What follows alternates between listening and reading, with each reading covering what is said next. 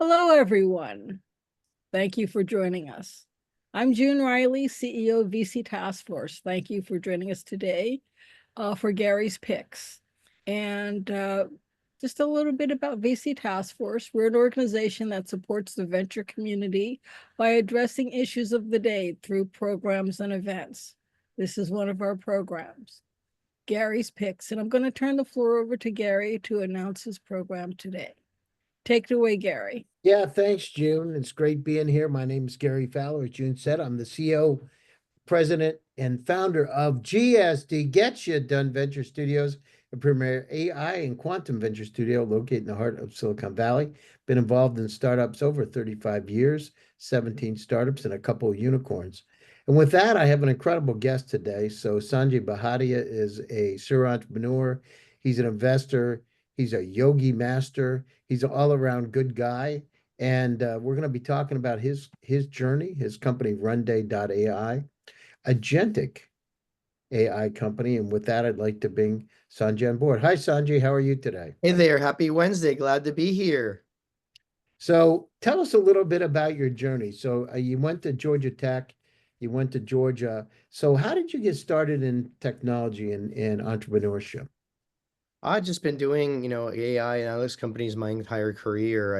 I guess I started, ages ago when I was in, middle school. There was an Apple IIe and they were teaching people how to make squares and circles. And I started making fireworks and animations and then got into like the graphics world kind of as a teenager, started making gaming engines. I thought I wanted to go into the gaming industry. Then I learned about it. I realized it wasn't really for me. So took the same concepts and brought them into the e-commerce world, kind of Radiant system. So we did some of the first kiosks that contained, and it wasn't quite video at the time, but it was like animations that like increased the It's funny, 20 years later, I'm still like increasing uplift for the consumer, right?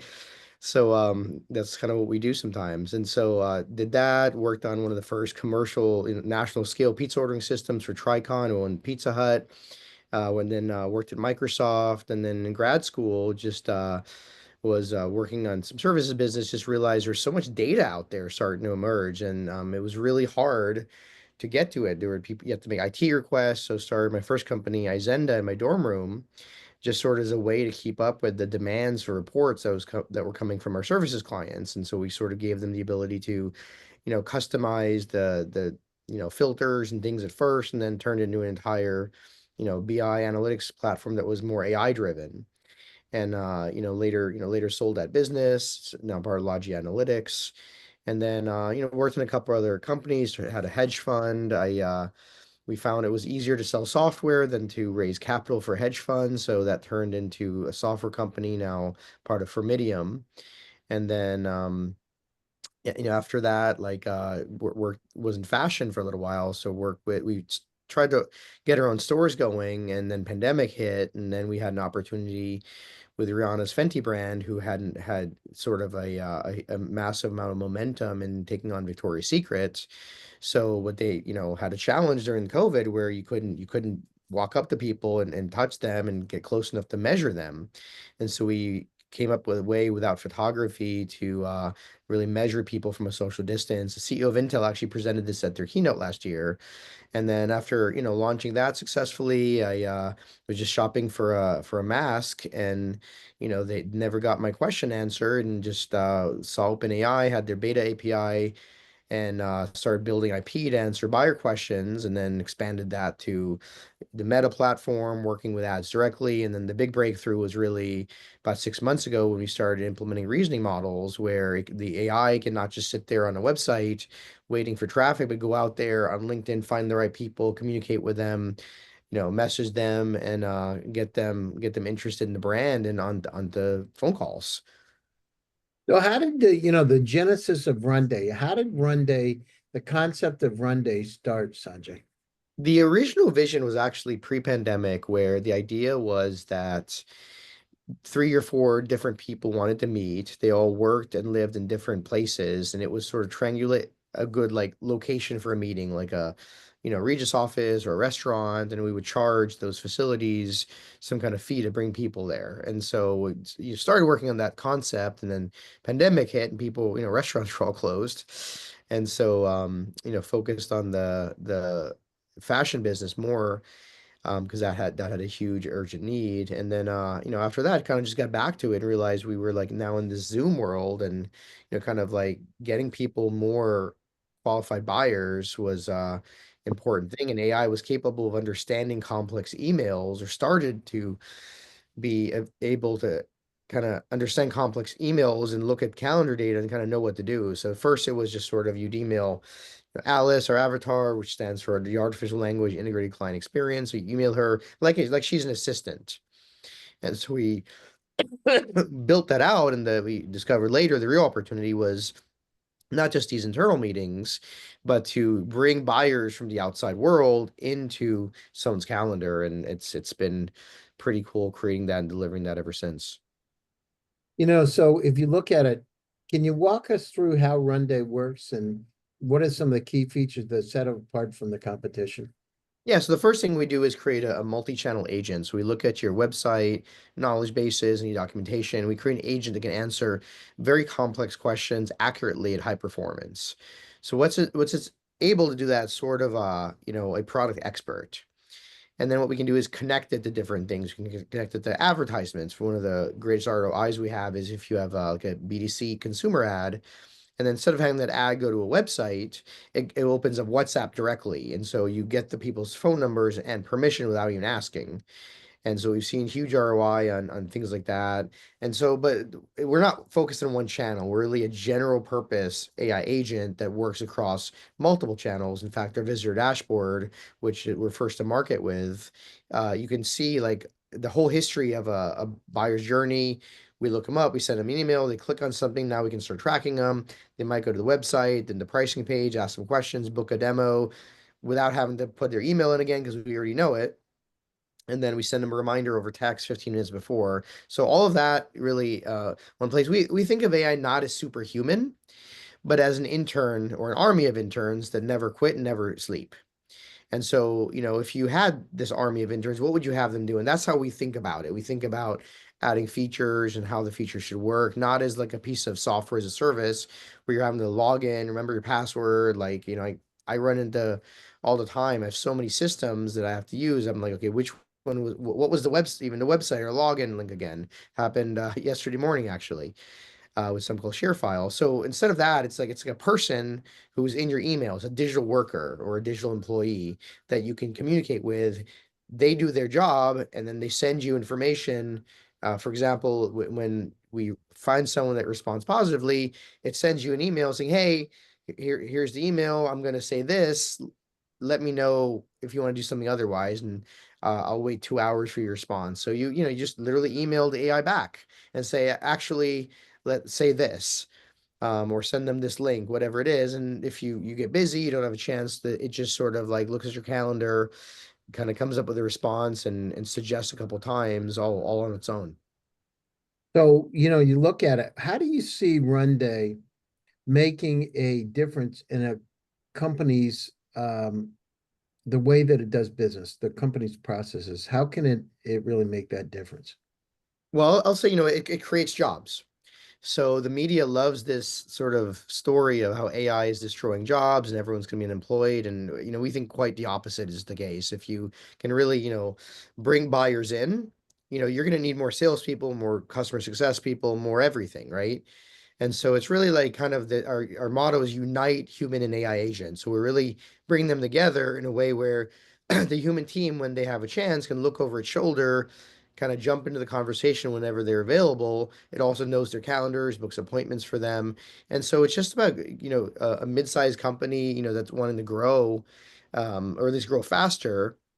If we can create that, we're going to create, we're if you look at demographics, right, it's not so much we're going to have AI taking jobs, in my opinion, based on the data. It's really that we're a billion workers short eventually, because as populations age and birth rates decline, healthcare eats up so much of the entry level population that you don't have anyone left to be a salesperson or work a front desk. So all those businesses won't survive, right? If you can't hire anyone for call center or front desk, like you're not going to be in business, right? So AI is really here to rescue those businesses. And as the ones that choose AI grow, they hire more and more people that are specialists in the actual work, not just the coordination. So, you go down through it. So, have you gone down through your startup journey? How do you keep a positive attitude going down through this journey from your first company when you're in the university all the way to today? How do you, because a lot of times, people see these roadblocks and they'll hit the wall. But how do you go around it? How do you stay positive? One is just the realization that, the media likes to tell a story of overnight success. But most of those overnight successes took, a decade or at least half a decade. There's a joke in the industry with investors that the average exit, which is selling off the company, takes 11 years, but the average marriage now is 7 years. You're likely to be with your investors longer than your wife in America these days, and so you just got to realize You that hear June it's in, you hear June a in the marathon. background laughing. I hear you, June. What's true, right? This is just the nature of the world we're in. So, it's how many ups and downs are you going to hit in 11 years? And that's average, right? It means half of companies take longer than 11 years to exit, right? So it could take 20 years. Yeah. Um, my first business was, it was a services business for a while, but like from the inception to the sale, I mean, it was like 15 years. Only maybe six of that was as a product company. But it can take a while. So it's just, it's a marathon. Some people call it a marathon of sprints sometimes, but it's just about not giving up and just realizing like, you've and after you've gone survived the first hurdles, like, you've survived them before, you'll survive them again. So, you've gone down through these hurdles. Let's talk about when you were on that Apple IIe. How did you feel and what made you decide that you wanted to get down through and create the fireworks? And did your teachers support you by doing it, by uh, giving you positive feedback, or how was that? Yeah, what they didn't know how to do what I was doing. So they hadn't they hadn't really seen it before. They had just seen the shapes, and I was just looking through the help documentation and I just saw that there's animation you can do. And so I thought about using it a little bit differently to create like this fireworks display instead of an image. So they No. didn't really know you could do that. And so you went down through that. So tell us a little bit about FitMatch and Rihanna. How did you go down through and develop that technology, and what kind of an impact has that company had? It was a lot of pivots. So initially it was more kind of for custom tailored garments where you'd walk into a tailor, we get the measurements and they would make your garment. And we just realized that was like there were a couple of problems with that. One is and then also you would like shop inside of like it was like a magic mirror. There was a mirror with a display on it. You see yourself, you'd see a menu. And so we realized a couple problems. One is that, the thing is too expensive to have someone like in there for half an hour. So you have to kind of go in and out. So we had to make the scans happen in, minutes and then later seconds just to kind of keep up with demand. Then we took that and we applied it to off the shelf. So just instead of made to order things that are already available. So the idea would be you would only see the inventory that would fit you. You wouldn't have to waste your time on things that are not available in your, maybe you love this shoe or you love this dress or whatever it is, but it's just wasting time if it's not available in your size. So only seeing things. So we work with Brookfield Properties. They love the concept. They actually helped us build stores, and so we had multiple stores across the country. And then COVID hit, and we shut them all down. And then we saw the opportunity and, kind of instead of people trying, since trying on clothes was now a very expensive process, you had to use special UV lights and cleansers and, chemicals. And there was just, it became prohibitively expensive to let people try things on. And so So we realized we could solve that problem next. And then that worked out. now, how was it dealing with Rihanna? I mean, she was just on the Zooms a couple times. It was more, they had the incredible team over there. It was challenging in that we were all supposed to be in the same city and working together in person, but because of COVID rules, they could only have like four people in the room. There were all kinds of rules like that, and the construction people had to dominate that headcount. And so we had to like really struggle to get into the process of construction and do our thing just a few minutes at a time, which was very different than the expectation of like we're all going to just fly to Vegas and work with the crew and do it all. But just through the magic of Zoom and the magic of CAD and there were a few things that were like kind of major last minute, hurdles we had to address, but on launch day, it all worked out. Can you share any early mistakes or lessons that shaped your approach to entrepreneurship? Kind of some early lessons were just sort of worrying too much about performance and scalability. I remember like my first company where just the cloud we were one of the first companies on the cloud, on Microsoft's Azure cloud, but before that we had our own servers and everything. So just sort of like just obsessing over like the phone equipment and the hardware and the servers and like this the stuff that just really didn't end up mattering in the long run. It wasn't like we were selling these things, but we would put so much energy into and debate into like designing the servers and building them right and making sure they could scale we ended up just moving to the cloud. So none of that really mattered. So it's funny, some of the things that you'll like be perfectionistic about or obsess about early, like in later in the journey, you'll look back, it's like, wow, that just didn't matter at all. We could have just like bought, done whatever, bought the cheapest thing and been fine.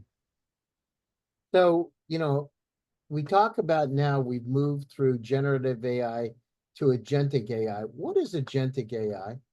Agentic AI is AI that's autonomous.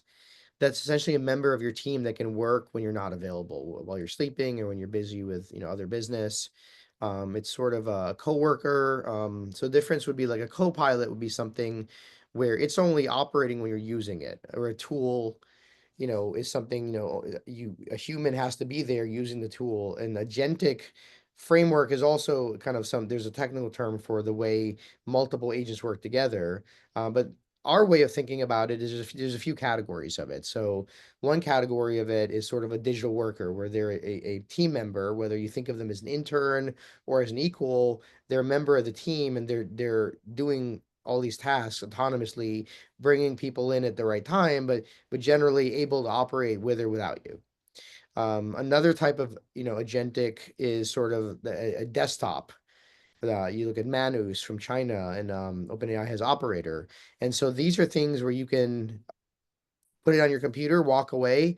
I was, just did some blood work, realized I have like a milk allergy now. And so I was like, I have all these subscribe and saves, like 117 of them, and I have to cancel half of them. And so I was going to try to get, Manus to take, take over my browser and say, hey, look, if any of them contain milk, cancel that subscription, right? That's going to take somebody, me like a while to go through, but the agentic desktop agent can do that. In terms of, there's also some other kind of categories that are emerging, but we think of it primarily in those two ways. Is either it's like taking over your computer, or it's sort of a member of your team, and we think those will be the biggest kind of types of agentic AIs that are going to really start to dominate as the world gets short on workers. Even with these layoffs, like all that's happening is these people at trillion-dollar companies are going to billion-dollar companies, and billion-dollar companies, people are getting laid off going to million-dollar companies. So it's a trickle down where startups can finally start hiring people in America. It's not that anyone's laid off out on the street like you saw in 08 or 01.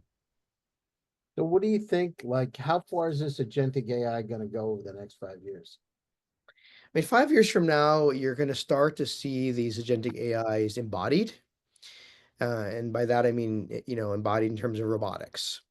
So you'll see, I don't think you'll see like a general purpose AI that's sort of your butler, housekeeper type of thing, but you'll see them able to do specific tasks. Maybe your housekeeping team will bring a robot to do the floors, or especially in an industrial case, you'll see sort of them generic enough that they can do many tasks, not necessarily every task. So the humans will you'll if there's 30 things to do, maybe the robots can do 25 of them, and people still do five.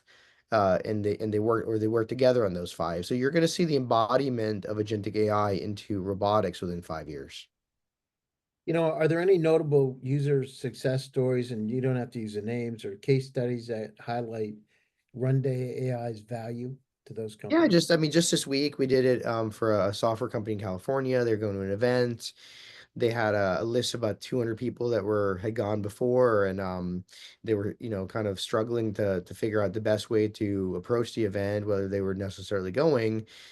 Our AI reached out, had some conversations, found a dozen people out of 200, so a 6% conversion rate of people that wanted to have in-person meetings at the event. And so just, it's like we think of, if you had an army of interns, what would you have them do? A lot of little things. So that was just a little thing that it did. And you add up all those little things, you get an unstoppable growth engine at your company. So you look at it, so you've gone down through and come up with a lot of ideas. How do you turn the idea into reality, Sanjay? Into a The framework we're thinking through is we think of Alice as a person, right? She's an intern level person. And so when we really are solving our own problems in a lot of ways. So when I mean, originally it was just how hard it was to schedule Zoom calls, because Zoom was a new thing to everybody. People didn't really know how to use it. Now it's built in, like we use Google Meet. Google Meet is built into Google Workspace. So it's all integrated now. But 2 or 3 years ago, using like video sharing was sort of a new concept for people, and how you coordinate all that was sort of like something we were still figuring out as a global society. And so we had that problem, so that was the first problem we were solving. It's but multi-calendar scheduling. And so we saw that we realized people weren't, they wanted it for free was the problem, but we had 50,000 people, so it went viral. We had 50,000 people signed up for it. We just couldn't get anyone to pay very much for it. So we later realized we had to move up the value chain to connecting buyers to sellers, because there's enormous margin in that process. So how do you measure success or impact within a company? So you have a company, you're in there. How do you measure what success or impact is?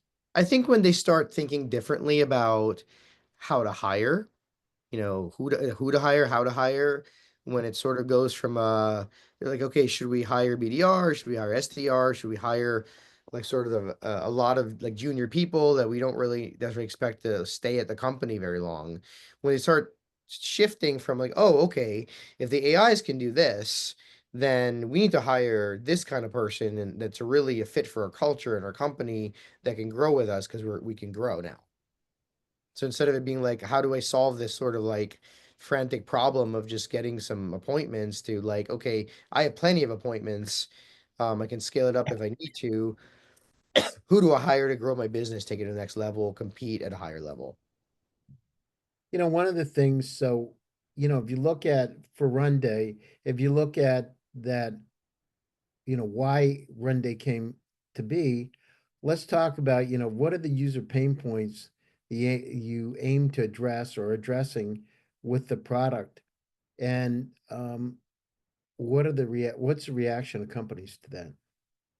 So it kind of evolved. So at first it was just the multi-calendar scheduling, handling personal and business, accounts, and also multi-person meetings, things like that. So we solved some of those basic problems, got a lot of traction in terms of usage, but just the people that wanted to use it didn't just wanted a free tool. They didn't want to pay for anything.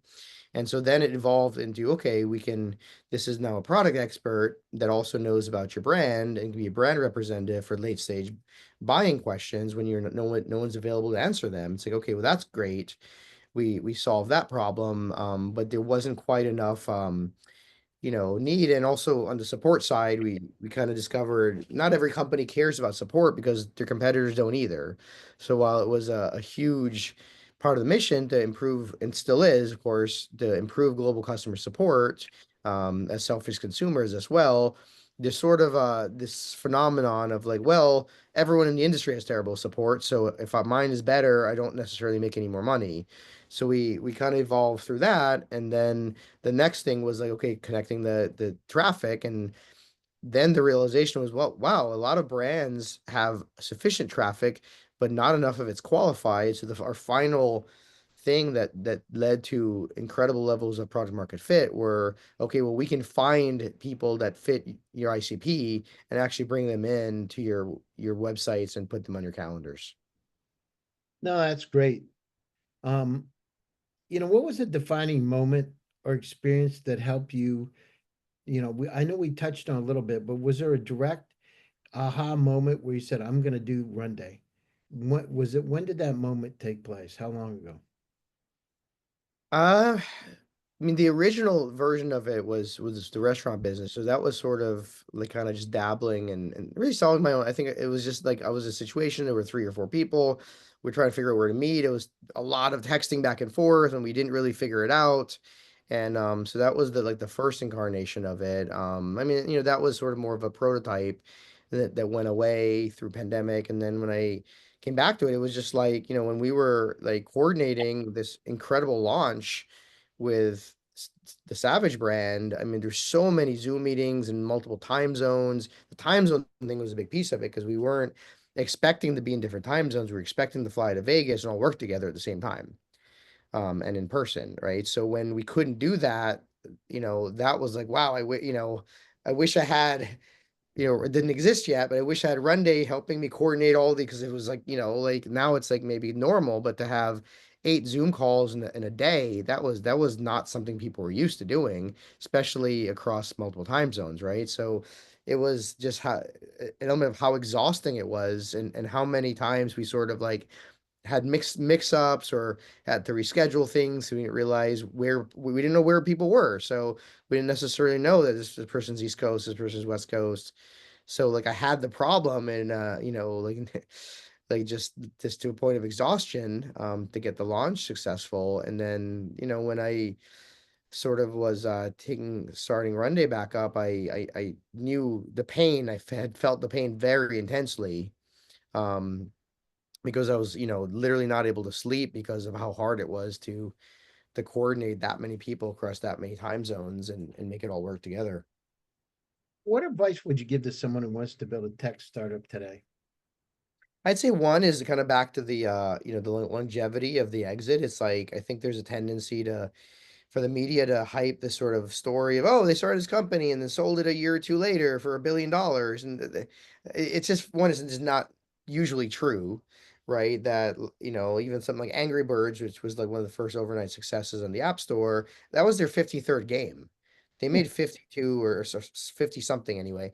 They made 50 games that didn't work out, and then they made Angry Birds and it worked out. So they never tell you the story about the 50 failures before the success of Angry Birds, right? And so just realize it's going to take you got to just keep at it. And I think young people also are sort of through today's education are told to just do a lot of things and diversify. And they say there's a quote like the average millionaire has 7 streams of income. Well, that may be true, but they didn't start with 7. They had one for a very long time, got that big enough, and then diversified. So it's really focus. What are you willing to do for the next 10 years? And if it's not, it may not take that long, it may take longer, but of all the things you want to do, instead of doing 3 or 4 of them, pick the one you're willing to do for a decade plus, and just stick with it. Stay committed, stay focused. So, what are your closing thoughts and how do people get a hold of you?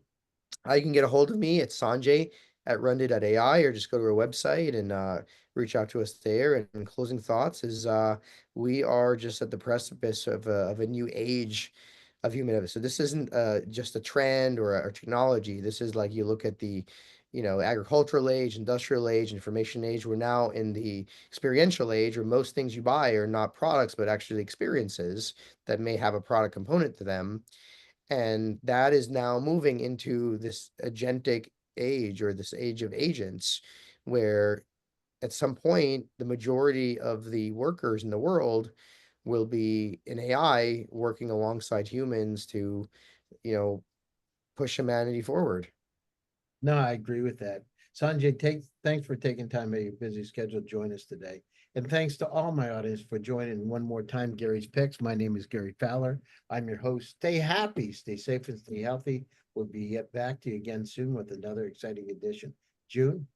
And I would just like to thank both of you, Gary, for selecting another fabulous person to interview and conducting another fabulous interview.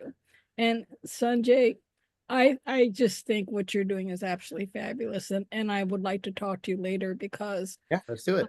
there are so many things that I appreciate about what you're doing and what you could be doing. So I'd like to talk to you about that. So thank you for joining us, and we have this program every 2 weeks. So I look forward to seeing you again in 2 weeks. Take care now. Thanks, everybody. Bye. Bye-bye. Sure.